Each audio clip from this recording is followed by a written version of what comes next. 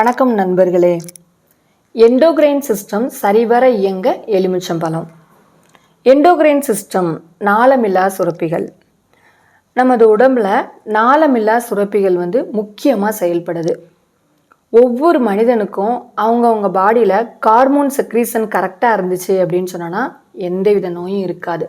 இந்த hormone secretion சரிவர இயங்கணும், நம்ம பாடியில் சூப்பராக நம்ம இருக்கணும், எந்த பிரச்சனையும் இல்லாமல் நம்ம இருக்கணும் அப்படின்னு சொன்னோன்னா டெய்லி ஒரு எலுமிச்சம்பழத்தை நம்ம உணவில் சேர்த்தாகணும்.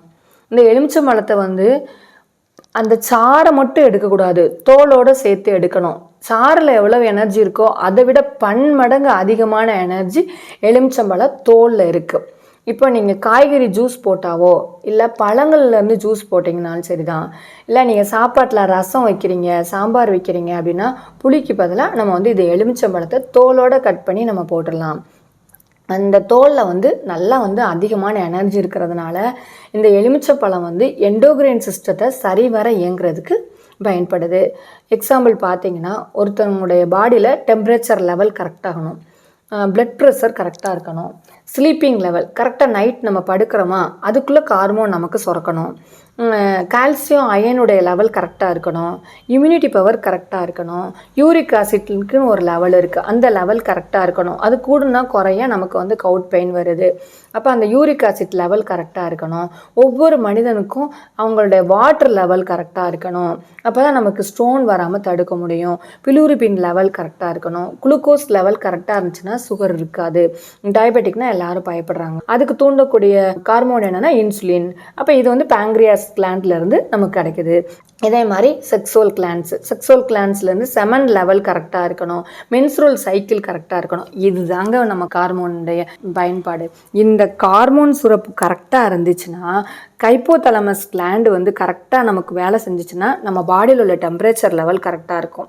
பிட்யூட்ரி கிளாண்டோட வேலை கரெக்டாக இருந்துச்சுன்னா பாடியில் ரத்த அழுத்தம், பிளட் ப்ரெஷர் லெவல் கரெக்டாக இருக்கும்.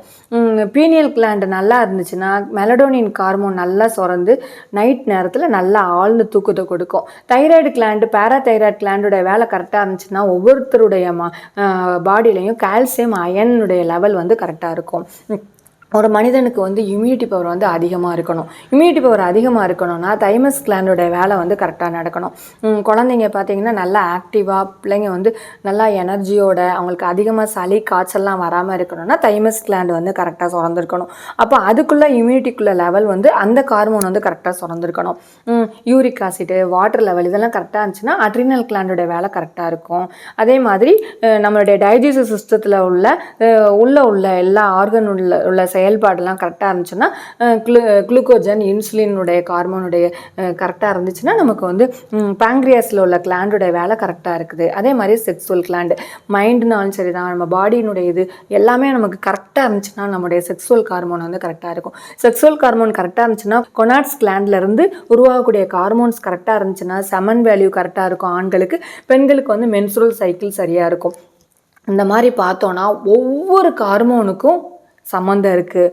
ஒரு பிரச்சனைன்னு சொன்னோன்னா இன்னொரு கிளாண்டை நமக்கு பிரச்சனைக்குள்ளாக்கும். அதனால ஹோமியோஸ்டாட்டிக் லெவல் இதான் சொல்லுவாங்க. இந்த லெவல் ஃபுல்லாக ஒரு மனுஷனுக்கு போய் நம்ம ஹாஸ்பிட்டலில் போய் செக் பண்ணோன்னா அவங்களுக்கு ப்ரெஷர் லெவல் பார்க்குறாங்க, கால்சியம் அயன் பார்க்குறாங்க, யூரிக் ஆசிட் பார்க்குறாங்க, குளுக்கோஸ் லெவல் எப்படி இருக்குது, அவங்களுடைய சுகர் கண்ட்ரோல் எப்படி, இது எல்லாமே கரெக்டாக இருக்கிறதுக்கு பேர் தான் ஹோமியோஸ்டாசிஸ் லெவல்.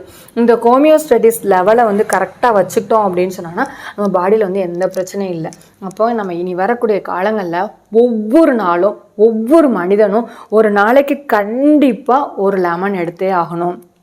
நம்ம லெமனை எந்த விதத்துலையாவது நம்ம சாப்பாட்டில் உணவில் நம்ம சேர்த்தோம் அப்படின்னு சொன்னோன்னா நம்மளோட எண்டோகிரைன் சிஸ்டத்தை சரிவர இயங்குறதுக்கு நம்மளே நம்ம சப்போர்ட் பண்ணுற மாதிரி இருக்கும். அதனால் ஒவ்வொருத்தரும் ஒவ்வொரு நாளும் லெமனை எப்படியாவது நம்ம சாப்பாட்டில் செய்கிறோங்க. எனக்கு சளி பிடிச்சிரும், எனக்கு லெமன் சேர்த்தோன்னா இந்த மாதிரி இருக்கும், அப்படி கிடையாது. லெமன் ஆசிட் தான், ஆனால் நம்ம பாடியில் போய் அது ஆல்கலினாக மாறிடுது. அதனால் நம்மளுடைய உணவில் எந்த விதத்துலையாவது எல்லாரும் எலுமிச்சம்பழத்தை எடுத்து பழகி நம்முடைய ஹார்மோன் சேஞ்சஸ் பேலன்ஸ்டாக இருக்கிற மாதிரி வச்சுக்கிட்டோம் அப்படின்னு சொன்னால் எந்த விதமான சேஞ்சஸ் இல்லாமல் கரெக்டாக நம்மளுடைய ஹார்மோனை மெயின்டைன் பண்ணணும் அப்படின்னு சொன்னோன்னா அனைவருமே எலுமிச்சம்பழத்தை டெய்லி ஒரு எலுமிச்சம்பழத்தை எடுத்து பழகுவோம்.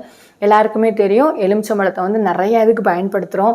டிஸ்ட்ரிக் கழிக்கிறதுக்கு பயன்படுத்துகிறோம், வீட்டில் வந்து பிள்ளைங்க ஏஜ் அட்டன் பண்ணாங்கன்னா அவங்க கையில் வச்சுக்கிறதுக்கு பயன்படுத்துகிறோம், சாமி கும்பிட்றதுக்கு பயன்படுத்துகிறோம், எல்லா விதத்துலையும் எலுமிச்சம்பழத்தை பயன்படுத்துகிறோம். ஆனால் நம்ம பாடிக்கு உள்ளே சாப்பிட்றதுக்கு அதை தோலோடு பயன்படுத்துமாறு நான் கேட்டுக்கொள்கிறேன்.